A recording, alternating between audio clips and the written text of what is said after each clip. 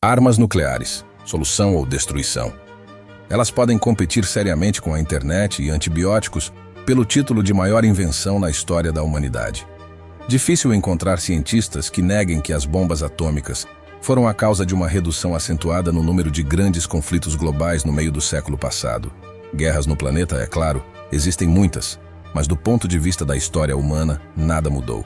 Infelizmente, as guerras sempre existiram e provavelmente sempre existirão. As armas nucleares apenas reduziram o número de grandes guerras. Afinal, todos entendem que batalhas com destruição mútua são sem sentido. Mas será que essa destruição mútua é real? Não será um mito histórico? Será que o inverno nuclear é real? Sobre isso vamos falar nos próximos minutos. Aprenderemos mais sobre armas nucleares em nossa primeira parada. Claro, serão Hiroshima e Nagasaki, terríveis, mas felizmente os únicos desastres com o uso de armas nucleares. Eles são os mais fáceis de usar como um exemplo básico. Um exemplo que instantaneamente derruba o primeiro mito sobre as bombas atômicas. Consiste em sua suposta mortalidade louca, que teria levado à rendição imediata do Japão. Isso não é verdade, afinal, Tóquio sofreu quase a mesma destruição sem o uso de armas nucleares em 10 de março de 1945. Apenas em um dia, 334 bombardeiros dos Estados Unidos, B-29, destruíram 40% do estoque habitacional da cidade. Isso é aproximadamente o mesmo que a bomba atômica causou em Nagasaki, e a situação é análoga às baixas. Em apenas um dia de bombardeios em Tóquio, estima-se que pelo menos 80 mil pessoas tenham morrido. Na verdade, do ponto de vista da Segunda Guerra Mundial, havia pouca diferença entre armas nucleares e bombardeios convencionais. Em 13 a 14 de fevereiro de 1945, após o ataque dos aliados a Dresden, cerca de 100 mil pessoas morreram. Isso nem mesmo menciona armas químicas. Elas facilmente rivalizam com as nucleares. Nos anos de 1935 a 1936, 275 mil etíopes morreram de armas químicas italianas. O número de vítimas dos bombardeios de Hiroshima e Nagasaki não poderia ser comparado, nem mesmo com os principais, mas com as batalhas comuns da Segunda Guerra Mundial. Em apenas algumas semanas, durante as batalhas de Białystok e Kamianets-Podilsky, a União Soviética perdeu 341 mil pessoas, e as perdas dos bombardeios nucleares estavam longe disso. O que levou o Japão à rendição foi o fato de estarem perdendo muito mais pessoas nos bombardeios convencionais, e aumentaram devido à entrada da União Soviética na guerra. Isso foi declarado pelo próprio imperador Hirohito em 17 de agosto de 1945. Hiroshima e Nagasaki nem foram mencionadas no documento. Quanto aos eventos subsequentes, seu papel em aumentar o medo das armas nucleares foi o fato de ninguém saber exatamente quantas os Estados Unidos tinham e não estavam cientes dos verdadeiros níveis de destruição. Isso, aliado ao desconhecimento dos verdadeiros efeitos devastadores das bombas, constitui o segundo mito sobre as armas nucleares. Ele sugere que o bombardeio apaga cidades inteiras da face da Terra, tornando o espaço inabitável. Na realidade, isso não é totalmente verdade. Com uma explosão aérea de 16 megatons, a zona de destruição total é de menos de 4 quilômetros, e a zona de destruição média é de cerca de 7 quilômetros. A 10 quilômetros de distância, apenas 5% da população será morta. E isso é com uma bomba moderna e convencional. Hiroshima e Nagasaki foram atingidas por bombas que eram dezenas de vezes mais fracas. O principal fator de destruição em Hiroshima foi o fogo, já que a construção era tipicamente japonesa, feita de madeira e papelão. A geografia também desempenhou um papel, pois em Nagasaki, que era montanhosa, não houve a formação de tornados de fogo. A maioria dos prédios de tijolos permaneceu de pé. Em outras palavras, as bombas atômicas são assustadoras, mas não transformam grandes cidades em pó. Pode-se dizer que isso não é um problema, pois desde Hiroshima e Nagasaki, os arsenais nucleares dos países aumentaram muitas vezes, e a humanidade pode lançar bombas umas nas outras em grande quantidade. Isso também é um mito, pois armas nucleares são incrivelmente caras. Muitas vezes se ouve que o bombardeio de Tóquio durante a Segunda Guerra Mundial foi o resultado do trabalho de milhares de pessoas e material bélico. Mas Hiroshima e Nagasaki foram destruídas com apenas uma bomba, e é muito mais barato lutar com armas nucleares. De fato, O orçamento do Projeto Manhattan em 1945 representava 90% do total gasto em armas de fogo e quase 40% do total gasto em tanques. As duas bombas em Hiroshima e Nagasaki custaram o equivalente a dezenas de milhares de tanques e aviões, e o dinheiro gasto nelas equivale a 9 em cada 10 rifles produzidos pelos Estados Unidos. E isso é apenas para a bomba, que ainda precisa ser entregue. O orçamento para o desenvolvimento do bombardeiro B-29 era ainda maior do que o da bomba atômica e é considerado o projeto mais caro da Segunda Guerra Mundial. Você pode argumentar que a produção e desenvolvimento posteriores são mais simples, mas isso também é um equívoco, pois a produção de armas nucleares é extremamente cara. E o mais importante é que elas precisam de manutenção constante. Por exemplo, os Estados Unidos estão atualizando as ogivas nucleares W-80 e cada uma delas custará 75 milhões de dólares. De acordo com os cálculos do especialista nuclear Stephen Schwartz, de 1940 a 1998, os Estados Unidos gastaram 5 trilhões de dólares em seu arsenal nuclear. Isso equivale a 25 orçamentos militares anuais da China para 2021.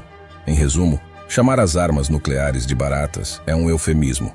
E os cortes nos arsenais nucleares dos Estados Unidos e de outros países não são feitos por bondade.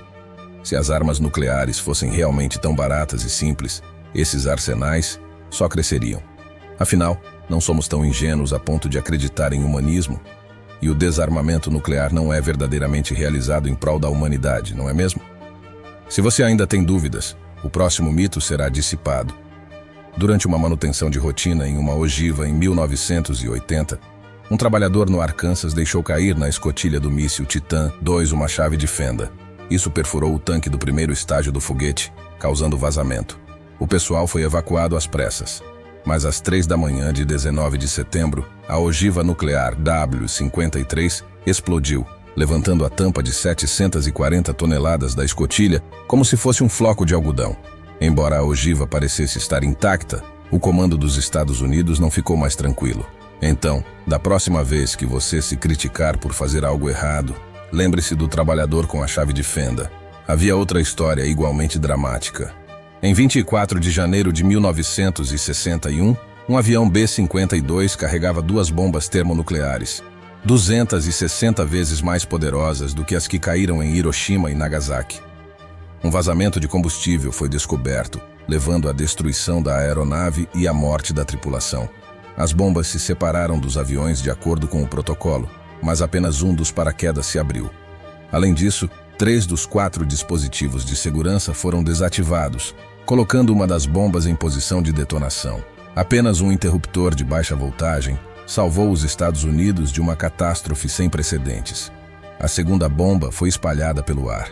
Então, as tropas de engenharia tiveram que procurar o núcleo de plutônio e os detritos radioativos. Agora, lembre-se de que houve mais de 1000 incidentes como esses em apenas 17 anos. E a pergunta é, por que os países estão reduzindo seus arsenais nucleares?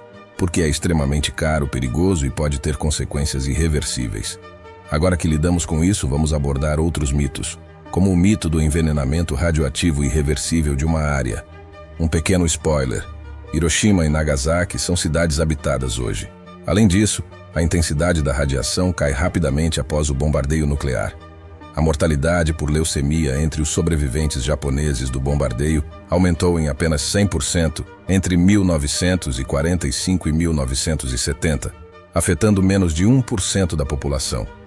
Mesmo nos anos seguintes ao bombardeio, 40.000 soldados americanos patrulhavam Hiroshima, vestindo roupas comuns, sem relatos de mortes em massa. Novamente, isso enfatiza que, em cidades de madeira sem abrigos especializados, seja em Hiroshima ou Nagasaki, os números de baixas seriam completamente diferentes. Em um atol de Bikini, por exemplo, os americanos testaram uma bomba de hidrogênio de 15 megatons e 4 anos após a explosão, biólogos que chegaram lá encontraram algo interessante. Bem no centro da cratera da explosão, corais de vários metros de altura estavam florescendo e o ecossistema marinho estava completamente recuperado. Em resumo, girar a Terra em um deserto nuclear não é a resposta. Mesmo com todos os ataques nucleares, não é algo que vale a pena esperar. Resumindo, o mito de que uma guerra nuclear dividirá a Terra foi inventado durante a Guerra Fria. Na realidade, a explosão terrestre de um dispositivo incrivelmente poderoso de 58 megatons, similar à bomba Tsar, criaria uma cratera de cerca de 200 metros de diâmetro. Mesmo ao criar o lago artificial Chang'an em 1965, perfuraram um poço de 178 metros de profundidade e, após a explosão, a cratera acabou sendo de cerca de 100 metros de profundidade. A ideia de dividir o planeta ao meio ou perfurar sua crosta terrestre é definitivamente algo que não é nem mesmo hipotético. É do nível das lendas urbanas. O mesmo se aplica à alegação de que toda a vida na Terra seria destruída 10 vezes com a detonação de todo o arsenal nuclear. A potência média das ogivas nucleares atualmente está em torno de meio megaton. Mas mesmo se pegarmos uma bomba de 5 megatons, calcular seu efeito letal e dividir isso pela superfície total da Terra, chegaremos a cerca de 70 mil. Bombas desse tipo nem existem em quantidades tão grandes, e apenas cerca de 13 mil foram produzidas até agora, a maioria delas muito mais fracas. E se as pessoas quisessem criar tal quantidade de ogivas, esbarrariam nos mitos mencionados anteriormente. Isso exigiria trilhões de dólares de orçamentos, e os riscos de acidentes e incidentes seriam tão altos que ninguém se aventuraria nisso. Em resumo, infelizmente ou felizmente, as armas nucleares não são tão assustadoras quanto são consideradas pelo público em geral.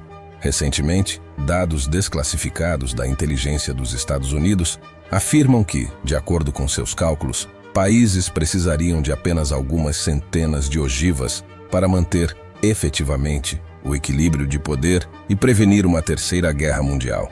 Se isso será alcançado pela humanidade, só o tempo dirá.